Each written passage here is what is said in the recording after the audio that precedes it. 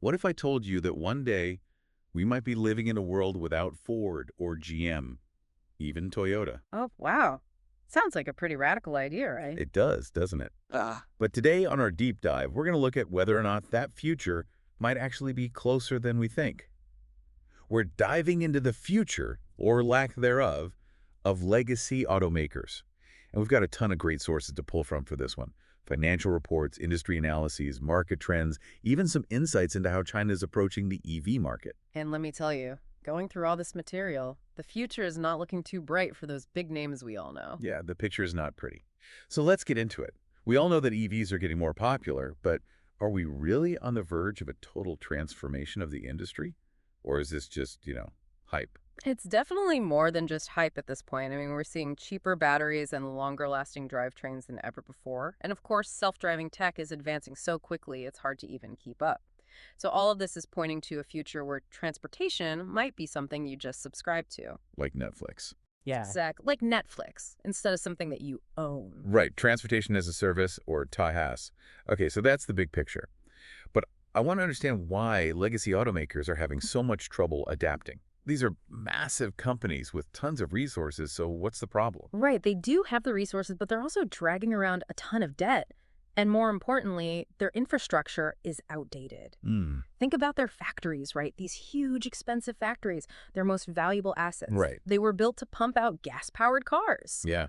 But in a world dominated by EVs, those factories suddenly become liabilities. So their strengths are becoming weaknesses. Mhm. And on top of that, we've got these Chinese companies like BYD who are coming in swinging. I was reading about their Seagull EV. I think it starts at around $11,500. Mhm. How is that even possible? That's the thing about BYD. They've vertically integrated their battery production, so they design and make their own batteries, which gives them a massive cost advantage. Yeah. It's not just about making cars anymore. They're supplying batteries to other companies all over the world. So they're really hitting legacy automakers from both sides then.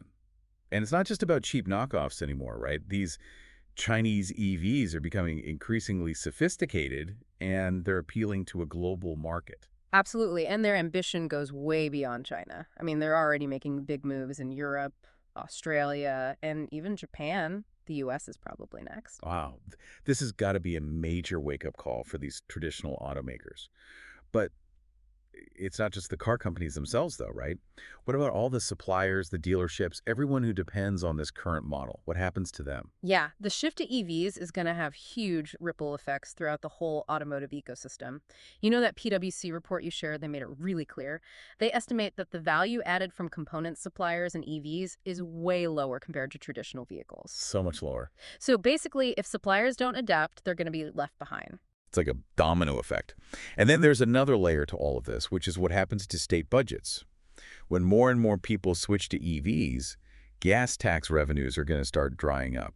And that's a big deal because gas taxes fund our roads and infrastructure. Yeah, that's a huge question that a lot of people are grappling with right now. The Pew Trust report actually highlighted a few real-world examples of how states are dealing with this. Some are experimenting with EV-specific fees, and others are even looking at electricity sales taxes to make up for the lost gas tax revenue. Interesting. But those are just temporary fixes for a much bigger problem. So we're talking about a massive financial challenge for governments, and that's on top of everything else. It sounds like legacy automakers are facing an uphill battle on multiple fronts. I mean, is there any way they can survive this? You know, it's not going to be easy, that's for sure, but they're not doomed yet. They still have a fighting chance. But they need to act fast and make some radical changes. First and foremost, they need to really embrace the future, and that future is electric. They need to shift all their resources and their manufacturing to EVs, and they have to do it quickly. Okay, so that means retooling factories, Hmm. retraining workers. We're talking about basically reinventing their entire production process. Hmm. That's a tall order, especially for companies that are used to doing things a certain way for, decades. Exactly. And that's why so many of them are struggling. Their decision-making processes are slow, and they're just hesitant to make these big investments that are really needed to transform their businesses. And I think there's a real risk of them being overtaken by more agile competitors. Like those Chinese companies we were talking about. Exact. Thinking of which, I'm just looking at this Ford financial report, and their debt situation is, it's alarming to say the least. Yeah, and that's actually a common theme amongst these legacy automakers. They're carrying so much debt from years of investing in, traditional manufacturing and technology.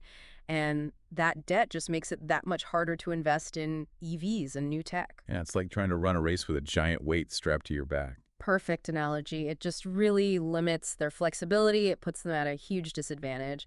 And then you have to think about investor confidence, too. When investors see these massive debt burdens and this slow adaptation, they're less likely to put money into these companies. So where do they go from here? I mean, what are the potential consequences if they don't figure this out? Well, I mean, the consequences could be pretty dire. We could see plant closures, massive layoffs, even Yeah. bankruptcies. And those ripple effects, they'd be felt throughout the whole economy. I've even heard some people talking about potential bailouts. Is that really a solution, though? Bailouts might provide like a short-term fix, but they don't really address the root of the problem. It's like putting a Band-Aid on a broken leg. Right. The real problem is that the market's changing. Consumers are embracing EVs. Governments are incentivizing them. The whole industry's moving in that direction. So bailouts would just be delaying the inevitable. It's like trying to fight the tide. Exactly. And if you look at other industries that have gone through similar disruptions, the parallels are kind of striking, like what happened to Blockbuster when Netflix came around. Or Kodak when digital photography took off. Right. They held on to their old business models for too long and ultimately paid the price. Yeah. And that's the danger for legacy automakers. They can't afford to be sentimental about the past. They need to embrace the future, even if it means disrupting their own legacy. It's a tough pill to swallow, but it really seems like the writing's on the wall. In a lot of ways, you know what legacy automakers are going through? It mirrors what's happening in the energy sector. How so? Well, just as coal power plants are becoming stranded assets as we shift to renewables, all those massive factories that are built for gas-powered cars, they could face a similar fate. Meaning they just become obsolete, lose their value. Exactly. Wow, that's a sobering thought. It is, and I think it highlights just how big of a challenge these companies are facing. It's not about making a few tweaks here and there or introducing a new model or two. It's about a complete transformation of their business. From the ground up. Yeah. Okay, so we've talked a lot about the challenges facing legacy automakers, but what does this all mean for the average person? Like, is this even something that people should be concerned about? Absolutely, because this isn't just about big corporations and, abstract market forces. This shift to EVs and TAAS, it's going to have very real impacts on people's lives. Everything from how much you spend on transportation to the kinds of jobs that are even available in the future. Okay, so let's break it down. Let's start with the wallet. hmm What can people expect in terms of costs as this all plays out? Well, as EVs become more mainstream, the prices are already starting to come down. And with the rise of TAAS, you might not even need to own a car at all in the future. So imagine subscribing to a service that just gives you on-demand access to a whole variety of vehicles. Like you need a small EV for your daily commute. You got it. You need something bigger for a family trip. No problem. It's all included for a monthly fee. That sounds pretty appealing, especially when you think about all the costs that come with owning a car. Mm. Insurance, maintenance, gas, parking, it really adds up. It definitely does. And when you factor in autonomous driving, the potential cost savings could be even more significant. Like imagine a world where you don't even have to pay for parking because your car just drops you off and then goes and parks itself somewhere for free. Yeah, that would be amazing. Yeah. So that's the cost side of things, but what about jobs? I mean, this transition is obviously going to disrupt the existing automotive industry, but it's also going to create new opportunities, right? Oh, absolutely. We're already seeing a huge surge in demand for skilled workers in areas like battery manufacturing, installing charging infrastructure, and of course, all the software development that goes into EVs and autonomous driving systems. So it sounds like if anyone out there is thinking about a career change, this might be a good time to start looking at the EV sector. Definitely a smart move.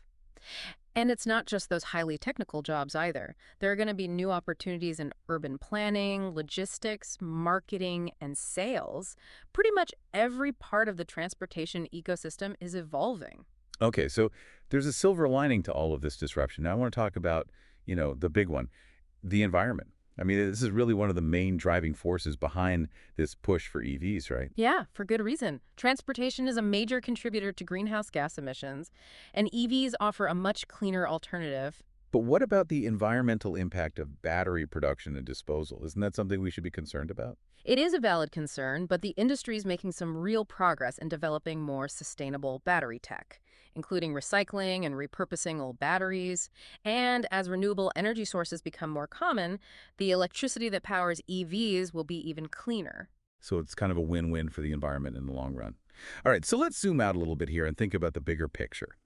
How could this shift to EVs and Tulsas reshape our cities and communities? Well, I think it has the potential to completely transform urban landscapes. Imagine cities with less traffic, cleaner air, and more green space. With fewer cars on the road, we could reclaim so much valuable urban land and use it for parks, pedestrian walkways, bike paths. That sounds pretty idyllic. What about the impact on suburbs and rural communities, though? Well, that's where autonomous driving could play a huge role. People could live further away from urban centers and still easily get to work or go out and do things because they have access to self-driving cars. So it could lead to a much more balanced distribution of population and economic activity. This is all very exciting, but I have to ask, what about the downsides? It seems like every technological revolution comes with its own set of challenges. Oh, you're absolutely right. We need to be mindful of the potential unintended consequences. For example, how do we make sure that the shift to EVs and TAAS doesn't actually make existing inequalities worse? I mean, access to affordable and reliable transportation, that's essential for everybody. That's a really important point. We also need to be thinking about data privacy and cybersecurity as vehicles become more connected and data-driven. Absolutely. These are all really complex issues, and they're going to require some careful consideration and some proactive solutions. This transition, it's not going to be seamless. There will be bumps in the road, but I think by anticipating and addressing those challenges head on, we can harness this revolution and create a much more sustainable, equitable, and prosperous future for everyone. Well, it sounds like we are on the verge of a really transformative era in transportation. It's exciting, maybe a little bit daunting, but definitely something we all need to be paying attention to. I completely agree. This is a story that's still being written, and the choices we make today are going to determine what that future looks like. Thank you for joining us for this deep dive into the future of transportation. We hope you found it insightful, maybe a little thought-provoking, even inspiring. I think the future is full of possibility. Let's just make sure we steer it in the right direction.